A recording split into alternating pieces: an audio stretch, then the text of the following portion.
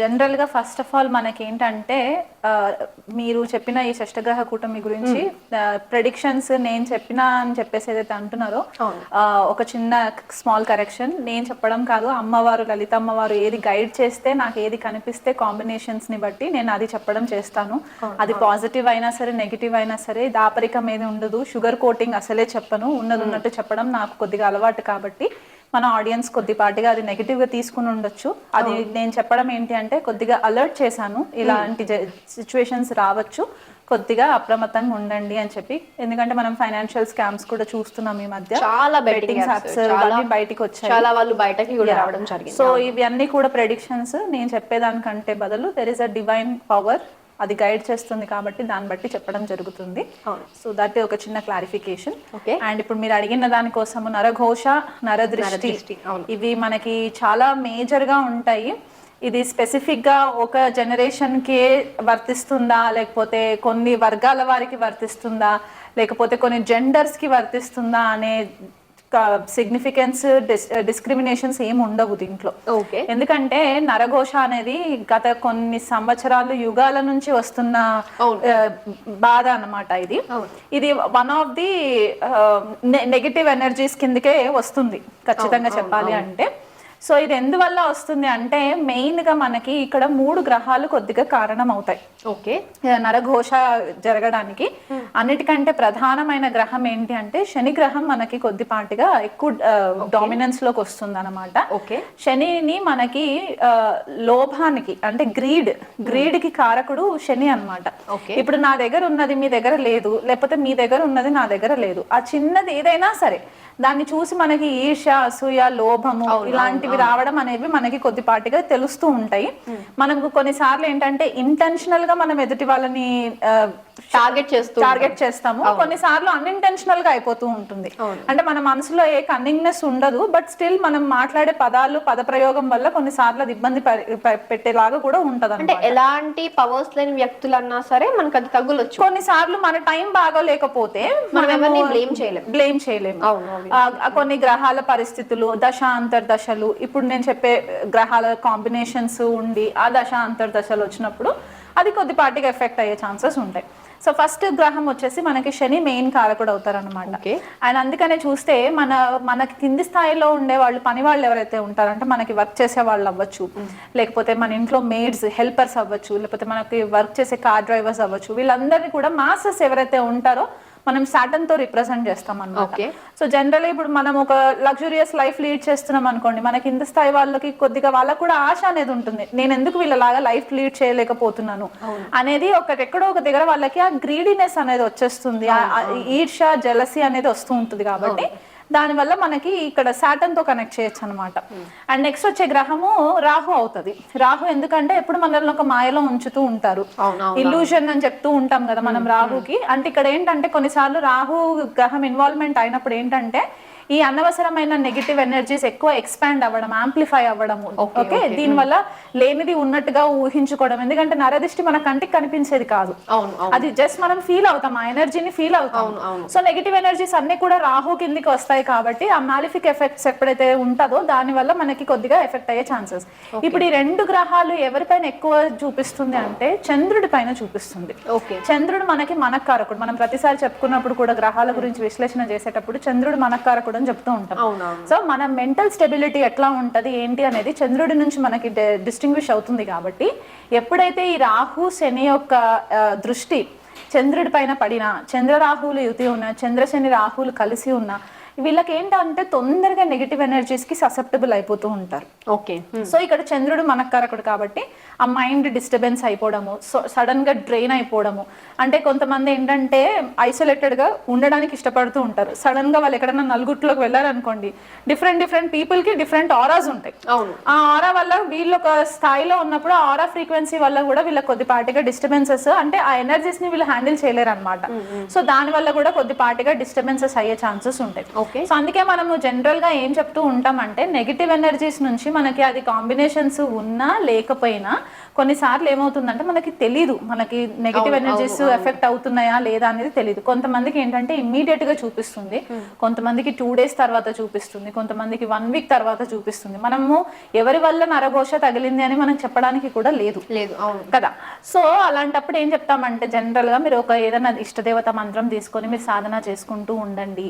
దాన్ని బట్టి మీకు కొద్దిగా ఆరా పెరుగుతూ ఉంటుంది, మీ ఫ్రీక్వెన్సీ చేంజ్ అవుతుంటుంది. మీ ఫ్రీక్వెన్సీ చేంజ్ అయినప్పుడు మీకంటూ లైకబుల్ అంటే మీ ఫ్రీక్వెన్సీ లెవెల్లో ఉన్న వాళ్ళతోటి మీకు పరిచయాలు ఏర్పడడం, వాళ్ళతోటి ట్రావెల్ చేయడం, ఇలా జరుగుతున్నప్పుడు ఏంటంటే మీకు టాక్సిక్, మనకి ఎవరైతే టాక్సిక్ ఉంటారో, మనల్ని చూస్తే ఈర్షపడే వాళ్ళు ఉంటారో వాళ్ళందరూ కట్ అయిపోతూ ఉంటారు అనమాట. సో ఇలా మనము చూసుకోవాలి. సో ఈ శని రాహు మెయిన్ ప్లానెట్స్ అవుతారు. దానికి తోడు ఇక్కడ చంద్రుడు ఎప్పుడైతే మనకి కొద్దిపాటిగా అఫ్లిక్ట్ అయినప్పుడు ఈ కాంబినేషన్స్ ఉంటాయి. ఇంకా సివియర్గా ఉండి అంటే హై లెవెల్లో ఉంటూ మరి సడన్ గా కింద పడిపోయినప్పుడు ఏమవుతుందంటే బాధకాధిపతి కొద్దిగా యాక్టివేషన్ లోకి వస్తుంది. దీని గురించి మనం ఆల్రెడీ ఎపిసోడ్స్ చేసుకున్నాం ఒకసారి, చేసుకున్నాం. సో ఎప్పుడైతే ఈ బాధకాధిపతి కూడా కొద్దిపాటిగా కనెక్టివిటీకి వచ్చిందో అప్పుడు కూడా కొద్దిపాటిగా వీళ్ళకి డిస్టర్బ్ అయ్యే ఛాన్సెస్ ఉంటాయి. ఓకే. షష్టాధిపతి ఎందుకు 6th లార్డ్ ఎందుకు చెప్పుకుంటామంటే షష్ఠ భావము షడ్రిపులకి కారణం అవుతుంది. ఓకే, ఈ షడ్రిపులు అంటే మనకి మదము, మాత్సర్యము, కోపము, లోభము, క్రోధము ఇలాంటివన్నీ కూడా మనకి 6 ఎమోషన్స్ ఏవైతే ఉంటాయో అవన్నీ కూడా మనకి షష్ఠ భావంతో కనెక్ట్ అవుతాయి. కాబట్టి ఈ 6th లార్డ్ కనెక్టివిటీ కూడా కొద్దిగా యాక్టివేషన్ లోకి వస్తుంది అనమాట. సో శని రాహు బాధకాధిపతి షష్టాధిపతి ఈ కాంబినేషన్స్ లో ఉన్నప్పుడు చంద్రుడి పైన వీళ్ళ దృష్టి పడినప్పుడు ఆ దశాంతర్దశలు వచ్చినప్పుడు కొద్దిపాటిగా మనకి ఈ నరఘోష తగలడం అనేది కనిపిస్తూ ఉంటుంది. అవి కాకుండా కొన్నిసార్లు నక్షత్రాలు కూడా చూసుకోవాలి. ఇప్పుడు మనకున్న 27 నక్షత్రాలలో మెయిన్ గా ఎదుటి వాళ్ళని చూస్తే ఈర్ష, అసూయ, లేకపోతే కన్నింగ్నెస్, ఆ కన్నింగ్నెస్ వల్ల కొద్దిపాటిగా జెలసీ రావడము, వాళ్ళు ఎదుటి వాళ్ళు పాడైపోవాలని చెప్పేసి అనుకోవడం. అంటే వాళ్ళు కొన్నిసార్లు ఇంటెన్షనల్ గా కూడా అవ్వచ్చు, కొన్నిసార్లు అన్ఇంటెన్షనల్ గా కూడా అయిపోవచ్చు. అదేంటంటే మనకి జ్యేష్ఠ నక్షత్రం ఒకటి, ఆశ్లేష నక్షత్రం ఒకటి, 2 నక్షత్రాలు కొద్దిగా ప్రామినెన్స్ లోకి వచ్చేస్తాయి అనమాట. అంటే కంట్రోలింగ్ నక్షత్రాస్ ఇవి, పొజిటివ్నెస్ ఎక్కువ ఉంటుంది, వీళ్ళకి జెలసీ టాక్టిక్స్ కూడా ఎక్కువ ఉంటాయి కాబట్టి దానివల్ల కొద్దిగా కనిపిస్తూ ఉంటుంది. అండ్ ఎవరికి ఎక్కువ ఎఫెక్ట్ అవుతారు దీని వల్ల అంటే రోహిణి నక్షత్రం వాళ్ళు ఎక్కువ ఎఫెక్ట్ అవ్వడానికి ఛాన్సెస్ ఉంటాయి, అనురాధ నక్షత్రం వాళ్ళు ఎక్కువ ఎఫెక్ట్ అవ్వడానికి కూడా ఛాన్సెస్ ఉంటాయి. ఎందుకంటే ఇవి చాలా సౌమ్యంగా ఉంటాయి అండ్ మనకి బ్యాక్గ్రౌండ్ లో కొన్ని పురాణిక్ స్టోరీస్ కూడా కనెక్ట్ అయి ఉంటాయి కాబట్టి నక్షత్రాస్ కి అవి కన్సిడరేషన్ లోకి తీసుకున్నప్పుడు మనకి క్లారిటీగా తెలుస్తుంది అనమాట ఈ నక్షత్రాల వల్ల ఎక్కువ ససెప్టబుల్ ఉంటారు అని. సో ఇది బేసికల్ గా మనము ఎప్పుడైనా చూసుకున్నప్పుడు ఈ నరఘోష చిన్న చిన్న రీజన్స్ ఉంటాయి.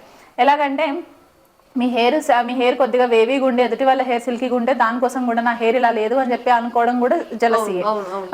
మీ కాంప్లెక్షన్ బాగుంది, ఎదుటి వాళ్ళ కాంప్లెక్షన్ బాగాలేదని వాళ్ళు మిమ్మల్ని చూసి ఇష్టపడడం ఇది ఒకటి. లేదా ఫైనాన్షియల్ గా చాలా మంది సడన్ గా ఏమి లేని స్థాయి నుంచి కష్టపడి పైకి ఎదుగుతూ ఉంటారు. వాళ్ళని చూసి ఈర్షపడి అరే వీళ్ళు ఎంత బాగా సంపాదించేసుకొని బాగున్నారు అని అనుకున్నా సరే సడన్ గా వాళ్ళు లాసెస్ లోకి వెళ్ళిపోవడము. సో మనకి పూర్వం ఏం చెప్పేవాళ్ళంటే మన ఫ్యామిలీ మ్యాటర్స్, మన ఫైనాన్షియల్ మ్యాటర్స్ ఇవన్నీ కూడా వీలైనంత మట్టుకు దాన్ని సీక్రసీగా అంటే ప్రైవేట్ గా పెట్టుకోవాలి అని చెప్పేసి ఏదైతే చెప్తూ వచ్చారో మన పెద్దవాళ్ళు, మనం ఎలాగైతే జనరేషన్ ఇవాల్వ్ అవుతూ ఉన్నదో ఈ ఎవల్యూషన్ లో మనం ఏం చేస్తున్నామంటే ఎదుటి వాళ్ళకి అన్ని కూడా షో ఆఫ్ చేసేస్తున్నాం. ప్రతిదీ కూడా మనము వీడియో రికార్డింగ్ చేసేసుకొని పబ్లిక్ లో పెట్టేసుకోవడము, ఆ రీల్స్ కోసము లేకపోతే ఆ అటెన్షన్ కోసము మనం ఎప్పుడైతే అటెన్షన్ సీక్ చేస్తూ ఉంటామో ఇక్కడ మనకి తెలియకుండానే మనము చాలా మట్టుకు ఈ ఎన్వి, జెలసీ, ఈ నరఘోష ఇవన్నీ కోరి తెచ్చుకున్న ప్రాబ్లమ్స్ అనమాట. దీనికి ఎవ్వరు రెస్పాన్సిబుల్ కాదు, మనమే రెస్పాన్సిబుల్ మన ప్రాబ్లమ్స్ కి. ఎందువల్ల అంటే ఇవి చేయకుండా మనం గుప్తంగా పెట్టుకున్నాం అనుకోండి మన పర్సనల్ మ్యాటర్స్ ని, ఎవరికైనా ఎలా తెలుస్తుంది? తెలియదు కదా. మీరు ఎంత బ్యాంక్ బ్యాలెన్స్ ఉంది అనేది మీరు పబ్లిక్ లోకి వచ్చి నేను 2 కోట్లు సంపాదిస్తున్నాను అని చెప్పుకుంటేనే తప్ప ఎవరికి తెలియదు. అలాగనమాట. సో వీలైనంత మట్టుకు మీరు నరఘోష నుంచి అవాయిడ్ అవ్వాలి అనుకుంటే కొన్నిసార్లు మీ పర్సనల్ మ్యాటర్స్ పబ్లిక్ లో పెట్టకండి. ఇది కాన్స్టెంట్ గా నేను చెప్పే పాయింట్ అనమాట.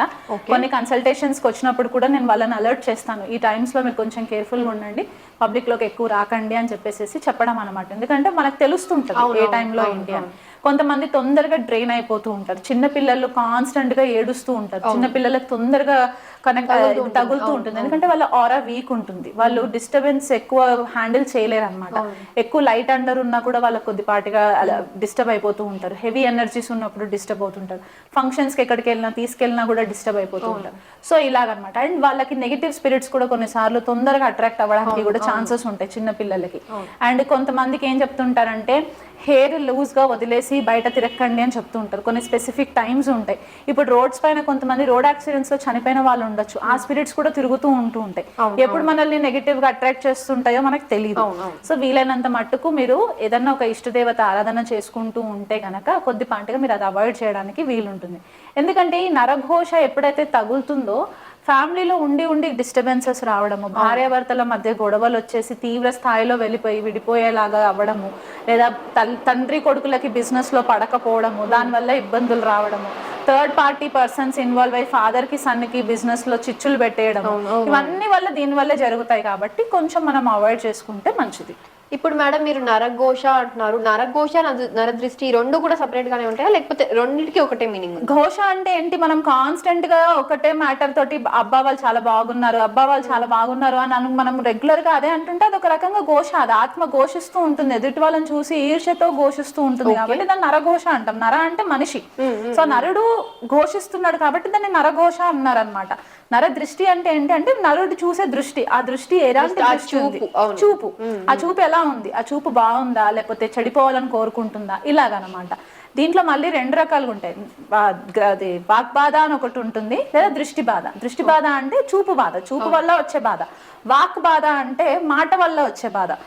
గాసిప్స్ చేస్తూ ఉంటారు, ఒకరిపైన ఒకరు వెళ్ళి చెప్తూ ఉంటారు. అది ఎందువల్ల చెప్తారు, ఈర్ష్య అసూయతో వెళ్ళి చెప్తారు. కాబట్టి ఇలా సెపరేటివ్ గా టర్మినాలజీ ఒకటే, కాకపోతే దాన్ని మీనింగ్స్ ఇలా ఉంటాయి అన్నమాట, కొంచెం డిఫరెంట్ గా ఉంటాయి. జనరల్ గా సింహరాశి మీరు చెప్పింది కరెక్టే, వీళ్ళు సెంటర్ ఆఫ్ అట్రాక్షన్ ఉంటారు ఏ ప్రొఫెషన్ లో ఉన్నా సరే.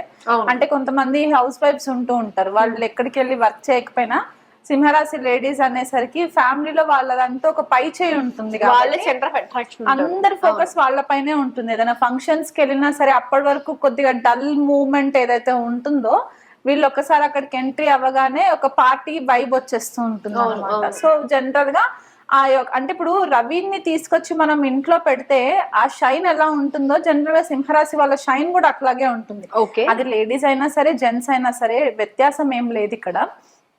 సో సింహరాశి వాళ్ళు కొద్దిపాటిగా ఈ నరదృష్టి నరఘోషకి మాత్రం అట్రాక్ట్ అయ్యే ఛాన్సెస్ ఎక్కువ ఉంటూ ఉంటాయి. రవి కొద్దిగా డిస్టర్బ్ అయ్యారు అనుకోండి చార్ట్ లో, ఎందుకంటే ఆయన సింహరాశికి అధిపతి కాబట్టి రవి ఏమాత్రము రాహుతో పీడింపబడితే ఫాల్స్ ఈగో వచ్చే ఛాన్సెస్ ఉంటాయి. లేనిపోని ఊహాలోకంలో ఉండడము, లేనిపోని అనవసరమైన ఫాల్స్ ఈగోకి వెళ్ళడము, అంటే ఒక రకమైన అహంకారం వచ్చేయడము. ఈ అహంకారం వల్ల కూడా ఎదుటి వాళ్ళ దగ్గర నుంచి నెగిటివ్ వైబ్ అట్రాక్ట్ చేయడానికి కొద్దిగా పాసిబిలిటీస్ ఎక్కువ ఉంటాయి అన్నమాట సింహరాశి వాళ్ళకి. రవి శనులు కలిసి ఉన్నాయి, ఎందుకంటే శని వీళ్ళకి షష్టాధిపతి సప్తమాధిపతి అవుతారు. కాబట్టి ఈ శని ఎప్పుడైనా సరే రవిని డైరెక్ట్ గా ఆస్పెక్ట్ చేసిన చంద్రుడు వ్యయాధిపతి అవుతారు. సో ఇక్కడ రవిచంద్రులు కొన్నిసార్లు ఏంటంటే అమావాస్య టైంలో రవిచంద్రులు కలయిక జరుగుతూ ఉంటుంది. సో సింహరాశి వాళ్ళకైనా సరే కర్కాటక రాశి వాళ్ళకైనా సరే జనరల్ గా రవిచంద్రులు కలిసి ఉండి శని రాహుల దృష్టి పడినా, శని యొక్క దృష్టి పడినా లేదా రాహు దృష్టి పడినా, ఈ గ్రహాలు వచ్చేసి మళ్ళీ షష్ట అష్ట వ్యయ భావాలలో ఉన్న ఏంటంటే తొందరగా నెగిటివిటీకి అట్రాక్ట్ అయ్యే ఛాన్సెస్ హై ఛాన్సెస్ అన్నమాట. అండ్ సింహరాశి వాళ్ళకి బాధకుడు మనకి కుజుడు, ఆయనే యోగకారకుడు, ఆయనే కుజుడు బాధకుడు కూడా అవుతారు. కాబట్టి ఈ శని కుజులు కలిసి రవిని చూస్తున్నా, చంద్రుడిని చూస్తున్నా, కుజరాహులు కలిసి ఉన్న వీళ్ళకి ఏంటంటే గృహ వాతావరణంలో డిస్టర్బెన్సెస్ రావడం. జనరల్ గా సింహరాశి వాళ్ళు మాక్సిమం కేసెస్ లో పబ్లిక్ ఫిగర్స్ ఎక్కువ ఉంటారు, పబ్లిక్ సర్వీస్ హెల్ప్ చేయాలి అనే ఒక ఆలోచనలో ఉంటారు. కాబట్టి ఇంట్లో టైం స్పెండ్ చేయడం అనేది కొద్దిగా తక్కువ. సో వీళ్ళకి ఇంట్లో వాళ్ళకంటే కూడా బయట వైరాలు ఎక్కువ ఉండే ఛాన్సెస్ ఉంటాయి. వీళ్ళు తొందరగా కింద పడిపోవాలి. లీడర్స్ ఉంటారు, కొంతమంది పొలిటీషియన్స్ ఉంటూ ఉంటారు, వీళ్ళకి శత్రువులు ఎక్కువ ఉంటారు, గుప్త శత్రువులు ఉంటారు, శత్రు భయం ఎక్కువ ఉంటుంది, వీళ్ళ పైన ప్రయోగాలు జరగడము, ఇవన్నీ అన్నమాట. సో దీనికి తగ్గట్టుగా వీళ్ళు కొద్దిగా సేఫ్ జోన్ లో ఉండడానికి ఏంటంటే రెగ్యులర్ గా ఆదిత్య పారాయణం చేసుకోవడము, ఉదయం ప్రతిరోజు కూడా ఆదిత్య హృదయ పారాయణం చేసుకోవడము, రవికి అర్ఘ్యం ఇవ్వడము. ఎందువల్ల అంటే మీకు ఆత్మబలం పెరుగుతుంది. ఆత్మబలం పెరిగినప్పుడు ఎలాంటి నెగిటివ్ ఆరా వచ్చినా సరే మీరు తరిమి కొట్టే ఛాన్సెస్ వస్తాయి. అండ్ రెగ్యులర్ గా మీరు శివనామ స్తోత్ర పారాయణం చేసుకోవడం, అంటే ఏదన్నా ఒక శివ అష్టోత్తరం చదువుకోవడము, ఎందుకంటే రవికి మళ్ళీ ప్రత్యక్ష దైవం మనం శివుడిగా చెప్తూ ఉంటాం కాబట్టి శివ అష్టోత్తరం చేసుకోవడము, ఇలాంటివి చేసుకోవడం వల్ల కూడా వీళ్ళకి మంచి రిజల్ట్స్ వస్తాయి. ప్రతి ఆదివారం రోజు ఒకవేళ నాన్ వెజ్ తినే అలవాటు ఉన్న వాళ్ళు ఎవరైనా సింహరాశి వాళ్ళు ఉంటే సండే రోజు కొద్దిగా నాన్ వెజ్ అవాయిడ్ చేసుకొని ఆదిత్య పారాయణం చేసుకుంటే మీరు శత్రుభయం లేకుండా నరఘోష నుంచి బయటికి వచ్చే ఛాన్సెస్ ఉంటాయి.